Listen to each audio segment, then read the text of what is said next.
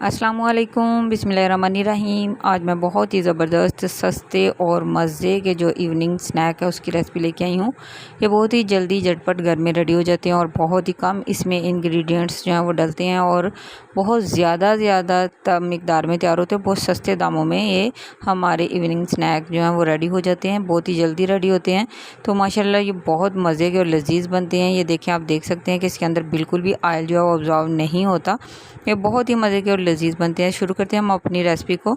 तो मैंने ब्रेड के 4 पीस लिए हैं, तो मैं इनको इस तरह से कटिंग कर लूँगी। मैंने इनके किनारे जो हैं वो नहीं उतारे, तो आप भी किनारे जो हैं वो रहने दें, क्योंकि कोई इससे फ़र्क नहीं पड़ता। अगर चाहते हैं किनारे उतारना तो उतार सकते हैं, तो मैंने नहीं उतारे। 1 प्याली मैदा लिया, 1 चम्मच उसमें नमक डाला है, 1 चम्मच कुटी लाल मिर्चें, 1 चम्मच पीसी लाल मिर्चें, 1 चम्मच इसमें मैंने मिक्स गरम मसाला, 1 चम्मच कसूरी मेथी और 1 चम्मच इसमें सूखा धनिया ऐड किया है।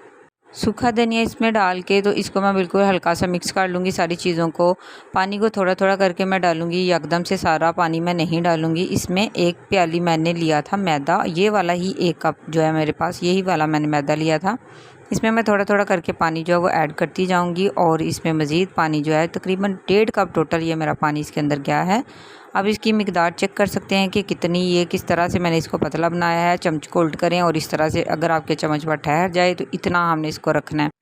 तो उसमें एक एक ब्रेड का जो पीस है उसको लगाते जाएंगे और पहले मैंने ऑयल को बहुत ही अच्छा तेज़ गर्म कर लिया था। जब ब्रेड डालेंगे तो फिर इसको मीडियम हाई फ्लेम कर देंगे, फिर हाई फ्लेम से थोड़ा कम फ्लेम कर देंगे। इसको उलटते पलटते रहेंगे और दोनों साइडों से अच्छी तरह से गोल्डन जो है कलर इसको दे देंगे।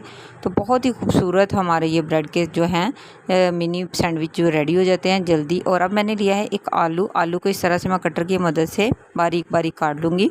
आप चाहें तो छुरी की मदद से भी कर सकते हैं, लेकिन मेरे पास ये वाला कटर है तो मैंने इस तरह से काट लिया। तो ये देखिए, ये इतने बारीक जो है इसकी कटिंग होती है इस तरह से। आप भी चाहें तो इस तरह से इनको इस तरह से बारीक बारीक काट लें या छुरी की मदद से काट लें, जैसे आपको आसानी लगती है उस तरह से। और इसी बैटर में मैं आलू को एक एक करके डिप करती जाऊँगी और अपने ऑयल में डाल दूँगी। ऑयल जो है पहले शुरू में तेज़ गर्म कर लेना, फिर उसके बाद इसको मीडियम हाई फ्लेम कर देना। आपने फ्लेम का जो है ख़ास ख्याल रखना है। शुरू में आपने ऑयल को तेज़ ही गर्म करना है, उसके बाद मीडियम हाई फ्लेम करना है। तो दोस्तों, अगर चैनल पर नए हैं, वीडियो अगर अच्छी लगती है तो ज़रूर कमेंट करके मुझे बताया करें। चैनल पर नए हैं तो मेरे चैनल को सब्सक्राइब कर लें। अगर वीडियो अच्छी लगती है तो अपने दोस्तों और फ्रेंड्स और फैमिली के साथ ज़रूर शेयर किया करें।